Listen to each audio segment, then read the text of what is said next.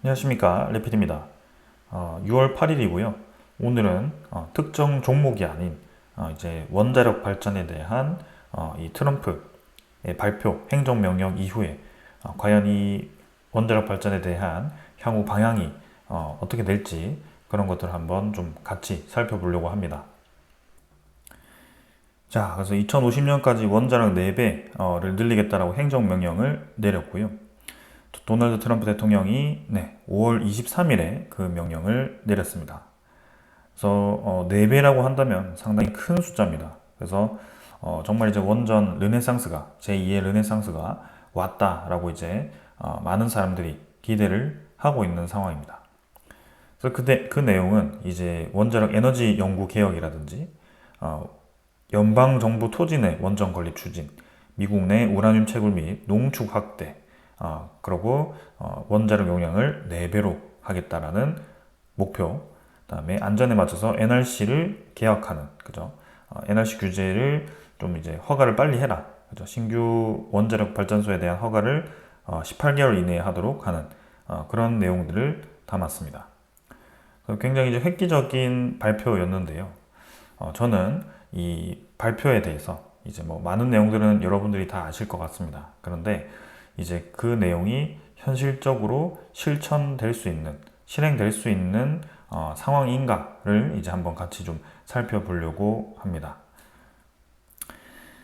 그래서 먼저 이 원자력 발전이 다시 이렇게 주목을 받기 시작한 그 계기에 대해서 우리가 먼저 확인을 해야 됩니다. 저는 오래전부터 이 원자력 발전에 대한 제2의 르네상스를 좀 이제 분석을 해왔고 필요성에 대해서 계속 강조를 드려왔습니다. 그 계기는 확실했습니다. 이 러시아 우크라이나 전쟁이 발발함으로써 그때 천연가스에 대한 가격이 엄청나게 급등을 하는 상황이 생깁니다. 이 천연가스 가격이 급등한 이유는 에너지에 대한 생산을 주로 하고 있는 러시아가 서방으로 가는 가스관을 잠근다든지 에너지에 대한 제재를 한다든지 그런 압박을 통해서 에너지에 대한 공급을 계속 불안정하게 했고요. 그 부분이 에너지 가격을 치솟게 만들었습니다. 그래서 2달러 수준에 있던 그런 천연가스가 8달러까지 거의 4배 가까이가 가격이 상승했기 때문에 LNG를 주로 발전원을 사용하고 있는 국가들이 상당히 큰 타격을 받았고요.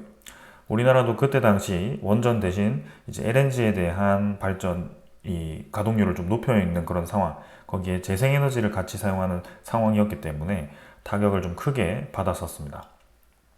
근데 그 러시아 우크라이나 전쟁이 좀 이제 장기화되면서 그 튀었던 에너지 가격이 조금 다운이 되어 있는 상태이고요. 그게 서서히 지금 밀어 올려져서 3.7달러 수준까지 아직도 이전 전쟁이 일어나기 전보다는 조금 높은 수준을 유지를 하고 있습니다. 자, 그래서 여기에서 이제 원전에 대한 필요성이 부각된 이유는 첫 번째는 에너지에 대한 안보가 중요하더라. 많은 이제 국가들이 이 어떤 특정 국가의 에너지를 과하게 의존을 하다 보니 그 국가가 에너지를 무기화하였을 때 우리 국가에 대한 에너지 안보가 굉장히 위험하겠다라는 이제 생각이 퍼지기 시작했고요. 그러한 면 때문에 이 에너지에 대한 인식이 바뀌게 되었습니다. 그래서 원자력 발전이라는 것은 이제 국내에 건설을 해서 상당히 안정적으로 운영할 수 있는 그런 에너지원이기 때문에 그 기후 영향이라든지 혹은 이제 그런 LNG 같은 에너지가 계속 이제 들어가는 게 아니기 때문에 우라늄에 대한 이 에너지도 결국에는 원료가 필요하긴 하지만 상대적으로 좀 이제 이 원료에 대한 의존도가 조금 낮기 때문에 그래서 에너지 안보에 대한 측면에서는 원자력 발전이 적합했다라고 볼 수 있겠죠.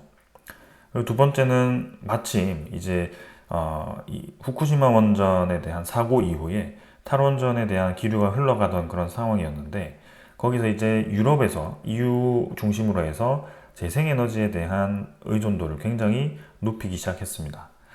어떻게 보면 이제 기후에 영향을 좀 받긴 하지만 원료 측면에서는 태양도 무한이고 그죠?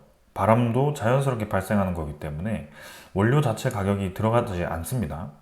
그래서 상당히 이제 메리트 있는 에너지원이라고 생각을 할 수 있겠지만 결론적으로 보았을 때는 이 재생에너지는 가장 중요한 게 이제 기후 영향을 크게 받습니다. 그래서 태양광도 마찬가지 태양에 대한 일조량이 줄어들거나 그다음에 가장 큰 문제는 이제 저녁부터 이제 새벽 동안은 태양이 없어지기 때문에 그 공백기가 엄청나게 커지게 된다.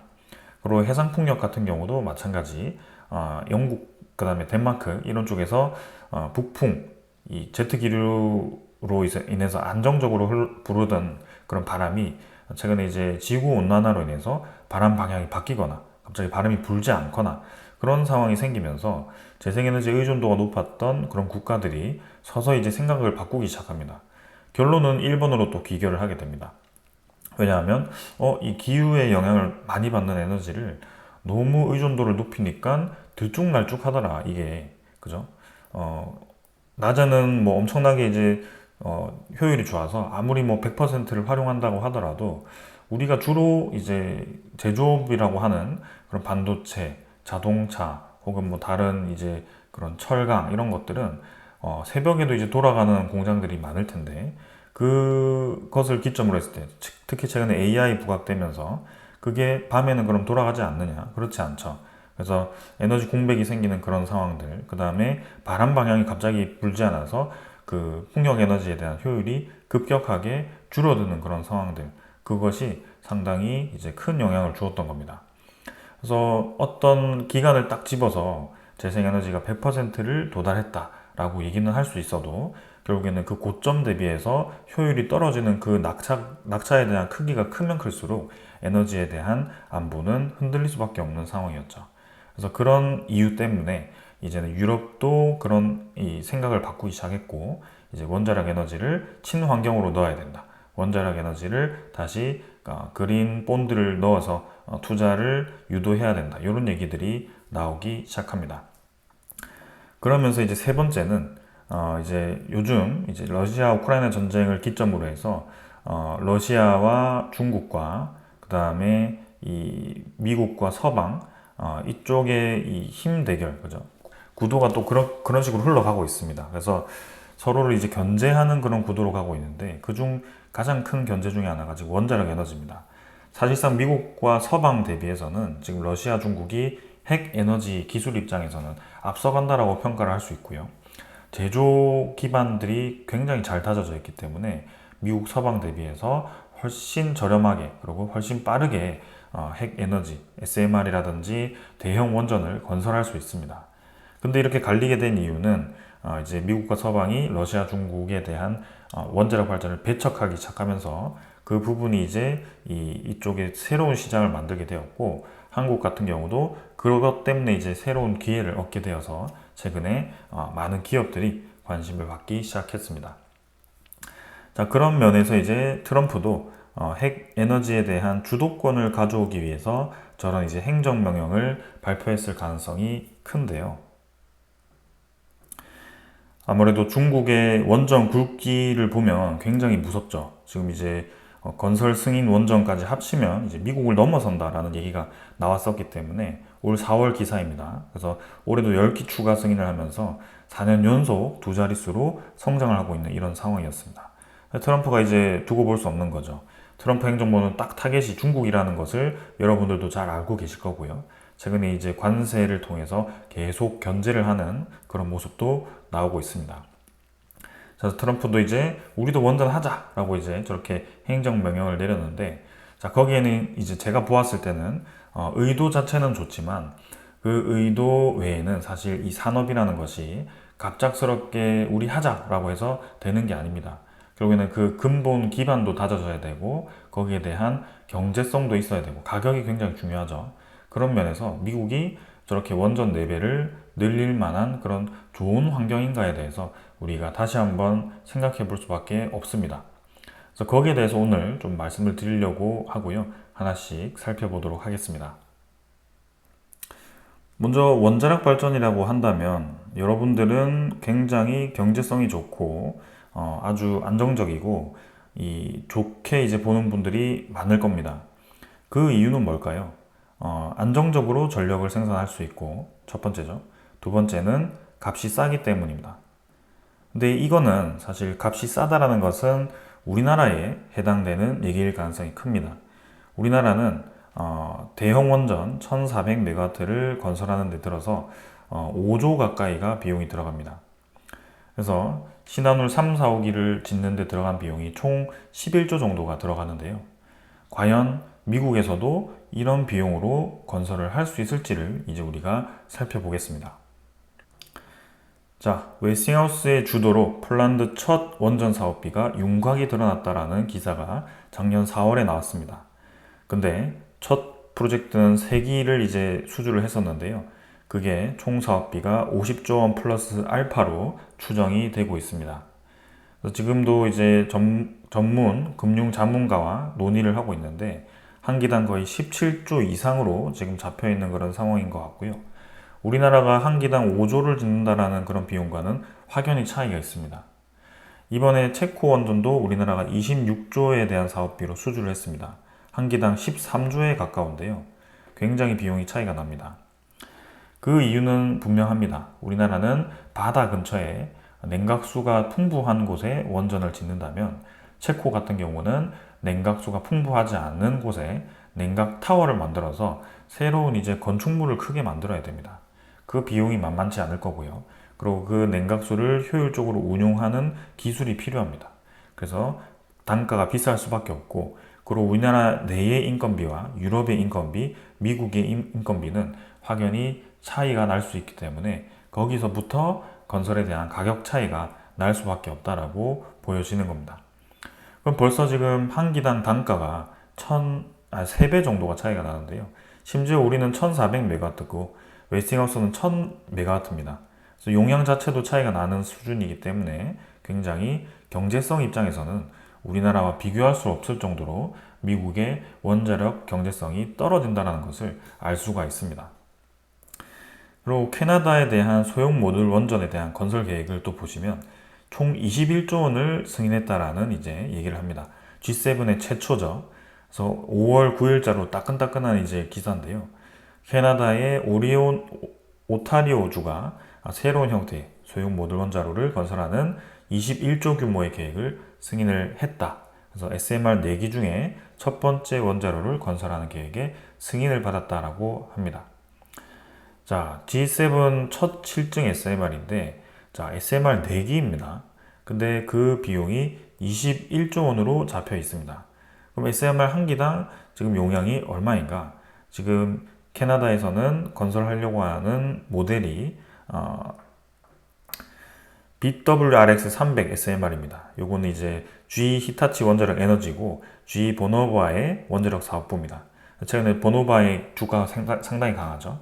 SMR에 대한 기대감으로 많이 주가가 올라가 있는 상태인데요. 자, 근데 BWRX300에 이제 300메가와트입니다. 이게 하나당. 용량이 300메가와트인데 한 개 짓는데 5조 들어간다. 5.5조 정도? 그죠? 그러면 아까 1000메가와트급 하면 지금 3개씩 지어야 되는데 한 15조, 16조가 들어가겠죠?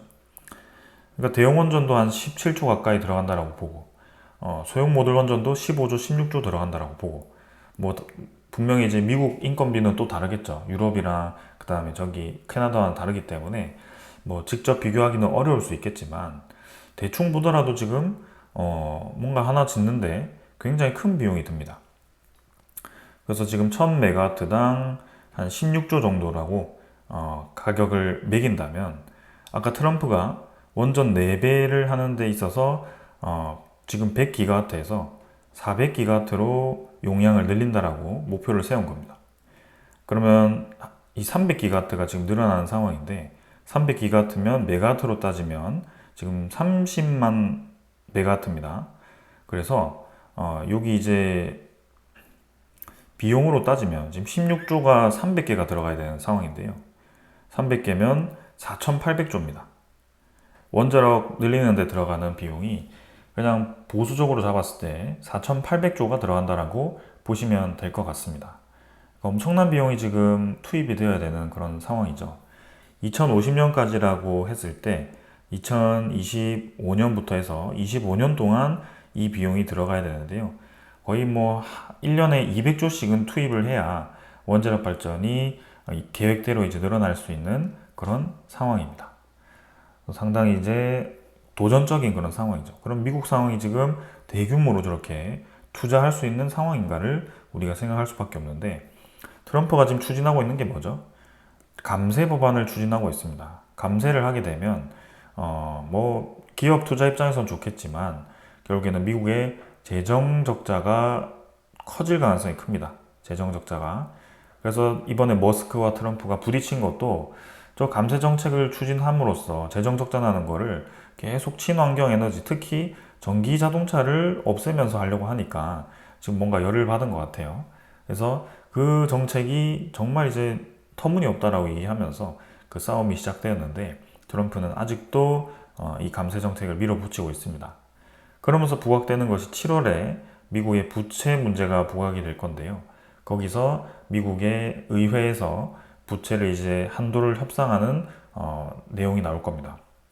한도를 왜 협상하나요? 미국의 부채는 지금 5경 6천조 정도가 됩니다. 1년에 발생하는 이자가 2천조가 됩니다. 근데 거기에 플러스해서 원자력 발전 투자하는데 지금 4,800조를 투입을 해야 된다면 과연 이게 현실성 있는 이 내용인가? 정말 저 돈을 투입을 할 수 있을 정도로 미국 경제가 지금 탄탄한가? 여기에 대해서 우리가 의구심을 가질 수밖에 없습니다. 그래서 이 부분이 굉장히 저는 좀 우리가 주의 깊게 봐야 된다라는 뜻이고요. 원자력 발전이 좋지 않다라고 제가 얘기하는 게 아닙니다. 지금은 우리나라 내에서 지었을 때는 경제성이 있고 원자력 발전도 빨리 지을 수 있고 뚝딱뚝딱 잘 짓습니다. 근데 미국은 상황이 다릅니다. 미국은 탈원전을 오랫동안 진행했던 국가고요. 인건비가 굉장히 비싼 국가입니다. 그래서 제조 기반이 지금 무너져 있는 국가이기 때문에 그거를 단시간에 뭐 규제를 푼다고 해서 그게 뚝딱뚝딱 지어질 게 아니거든요. 일단 인건비부터 다를 겁니다. 우리나라에서는 연봉이 한 1억 정도 된다 그러면 그래도 꽤 상위권에 있죠. 근데 미국 가서 1억 주고 살라 그러면 뭐 당장 이제 식비만 해도 엄청나게 비쌀 겁니다. 햄버거가 뭐 2만 원, 3만 원 하니까 그 비용 자체가 너무 차이 나기 때문에 인건비가 비교가 되지 않습니다. 그래서 건설 투입하는 그 인건비가 굉장히 비싸고요.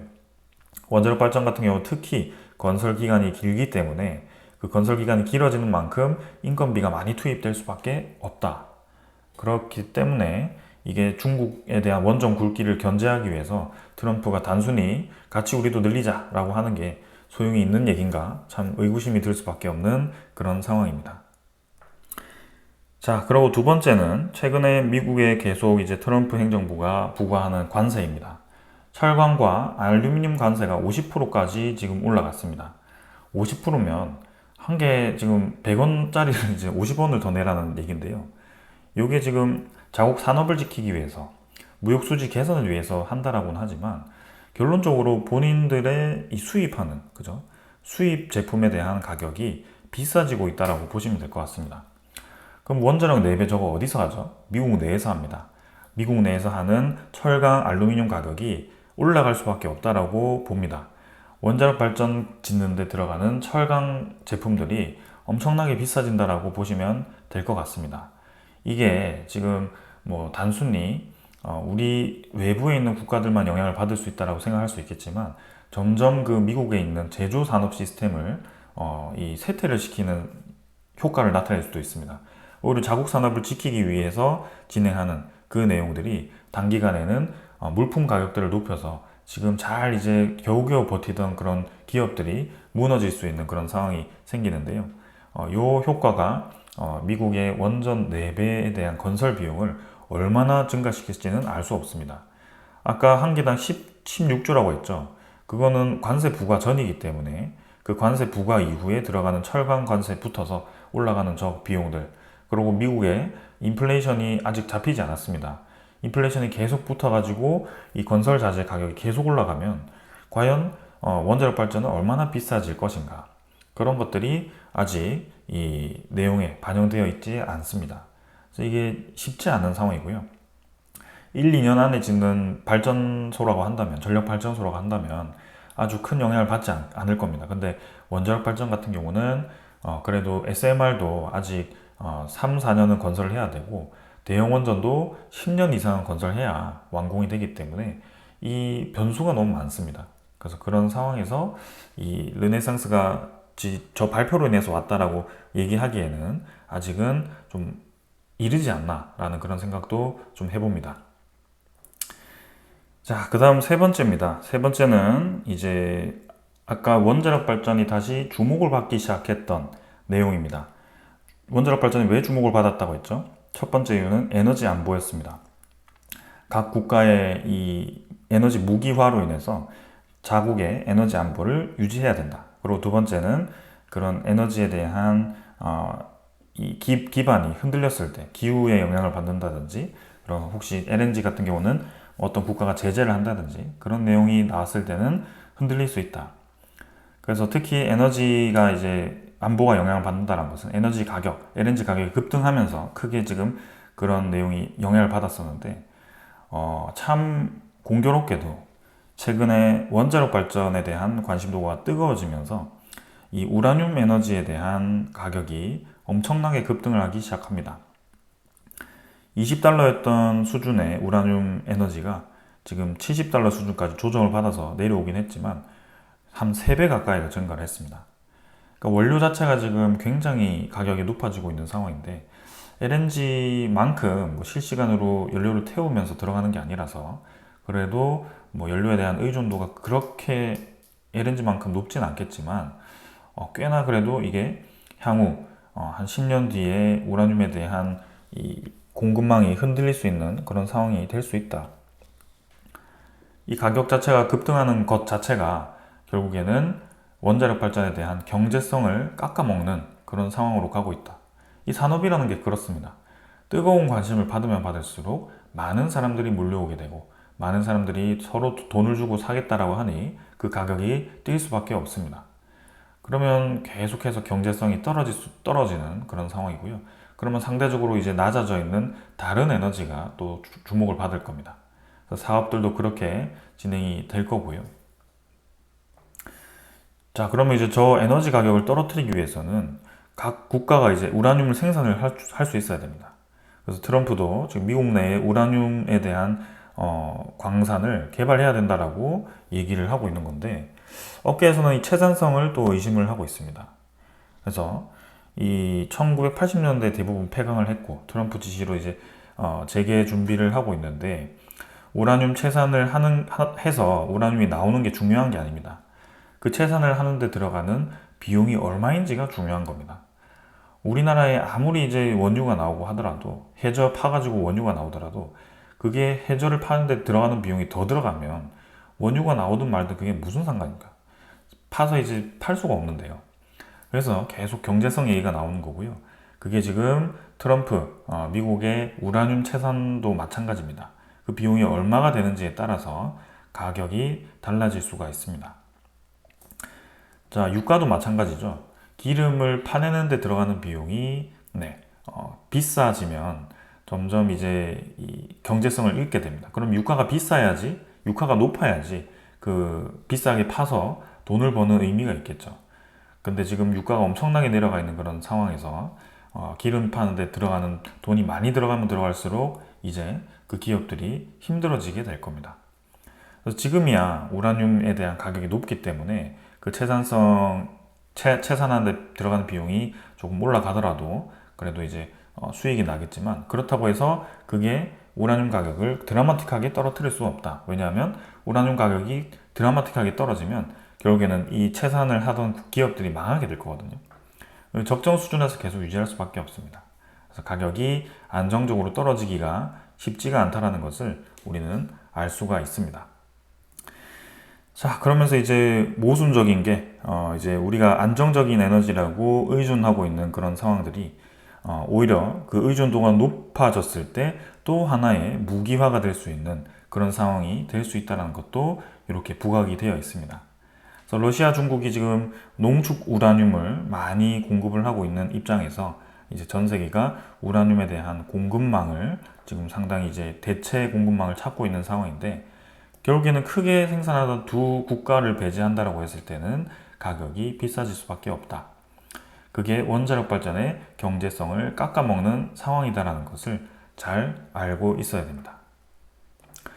미국이 계속 때리죠. 네, 중국행 원전 부품 장비 수출을 전격 중단하겠다라고 어제 또 발표를 했었는데요. 공급망 전쟁이 이어지면 이어질수록 가격이 높아질 겁니다.